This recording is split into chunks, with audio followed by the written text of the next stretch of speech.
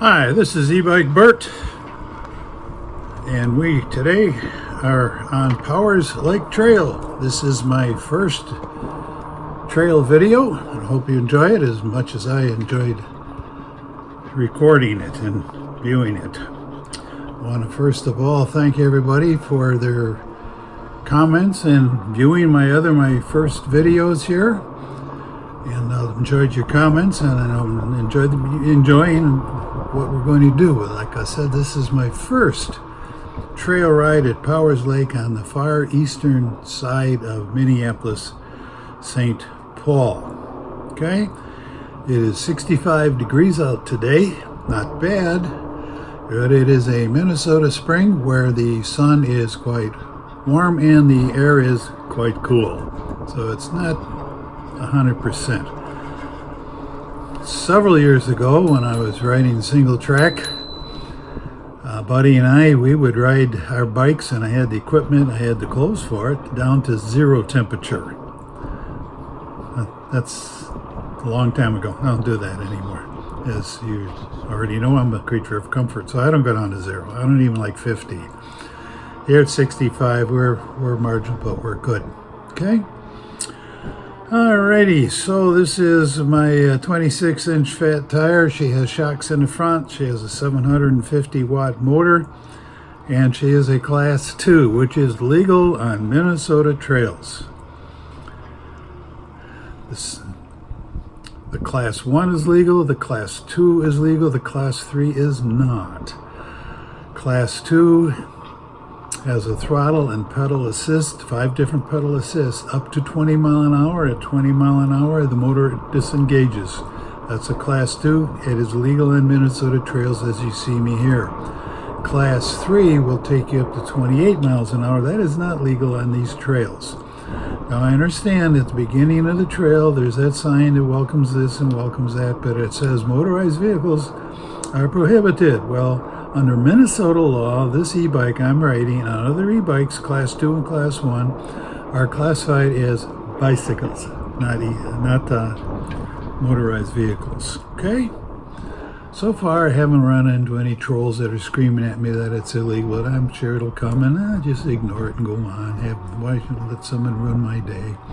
Because I researched this very thoroughly, so I wanted to be legal, and I wanted to buy the right e-bike. Okay? Now, also through here we are off the trail and on the street, which is a little wider, obviously a little wider, but it's a little easier to ride, but you have to watch for traffic, such as coming at me here. You don't know if people are going to turn in front of you to go into a driveway, they don't see you, etc., etc. So you got to use a little more caution. I really enjoy more riding the trails, the actual biking trails. Okay, and you will see us as we slow down and not stop at stop signs. Under Minnesota law, as of August of the 23, they have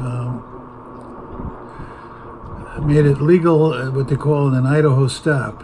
I'm required to slow down and yield at stop signs, but I'm not required to stop.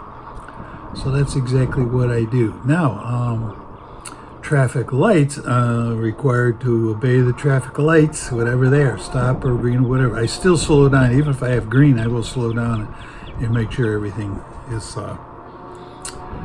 safe. Now we're back on the trail, which I really enjoy. This is for walkers,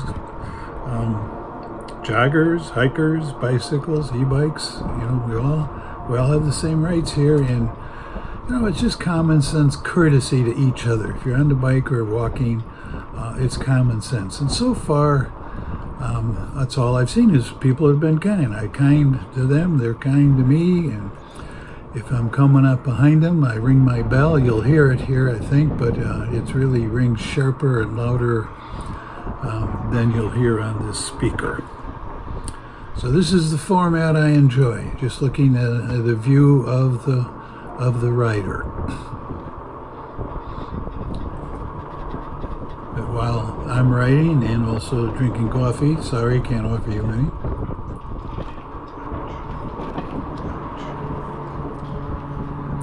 You'll see in my left hand there that my thumb is running the throttle. Some of you probably know that, some may not. You also see in the bumps at the front shocks, which to me are important because they take a lot of the jars out of bumps and curbs and tinting on like you can see it there, you can see it bounce. That my shocks are really working there. Also, I have a Sun 2 or a Sun Pro seat extension shock absorber, so I'm getting the bumps and the shocks pretty well smoothed out. Not all the way. I still get some that are pretty hard. Can't imagine what they'd be without the shocks here. Hi.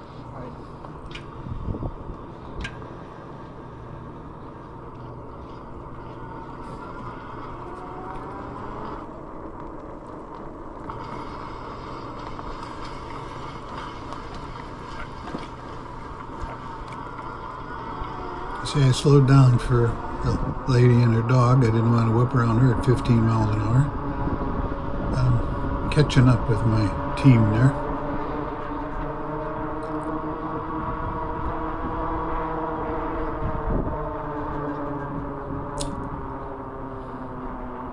This will really be pretty later in the spring when things are turning green. But what we're doing is riding the trail around Powers Lake.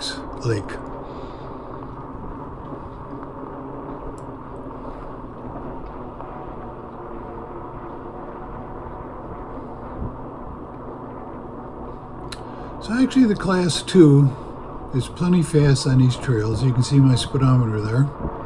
My cell phone on the right there, you can't see, but it's giving me a photo of exactly what the camera sees, which is kind of nice. So I don't ride 40 minutes or so and look at the video and all it does is show me my feet on the pedals.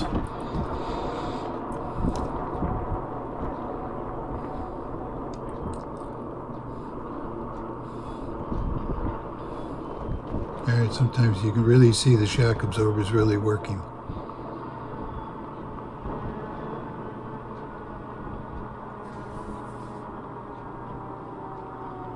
You can hear her working, speed's dropping, we're going uphill. Come.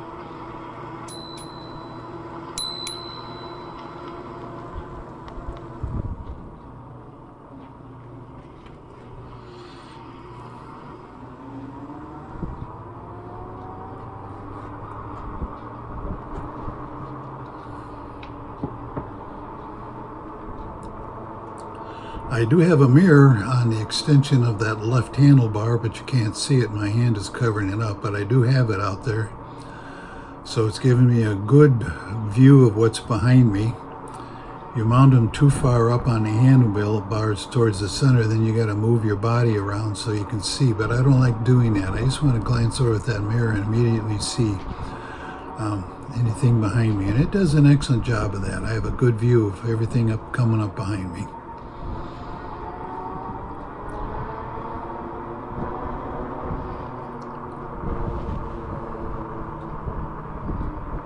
Now see, this is indicating on the sign there that it's a hill. I can't remember it. I think it said it's a 12 grade. And you can see my speed picking up there. Now 20, 23, 24, my motor is no longer engaged. Nor do I need it because it's downhill.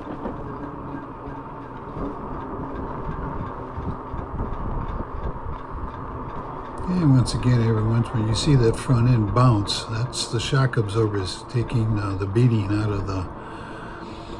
And the fat tires also 4-inch. They're 4-inch wide. They also absorb a lot of shock, and it keeps that shock and bouncing from coming up and getting me in my hands and my back end. I'm a person of comfort.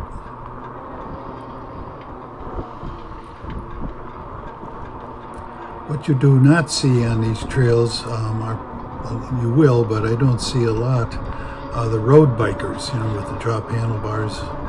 I don't think the trails are conducive to road biking. I think they like the flat streets, so they can really go, because they're going a lot faster than this. And it's fine. It's a sport they're interested in.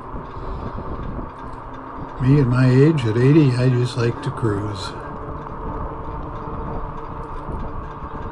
Once in a while we'll stop and sit on a bench and chitty-chat and look over the lake, and here's a little guy.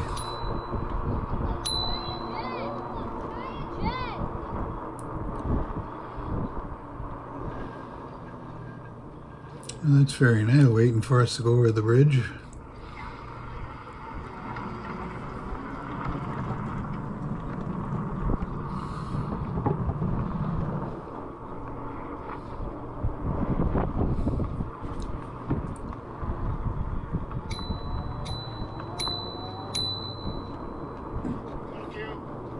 Thank you.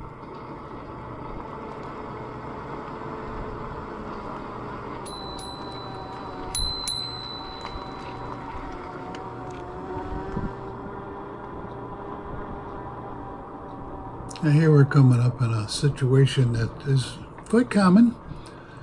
Now I could zip between and go around in front of that person in front of me there, but with the people that are walking towards me, it's too close. Yeah, I could have done it, but they would have been too close. It would not have been courteous, so I just slowed down.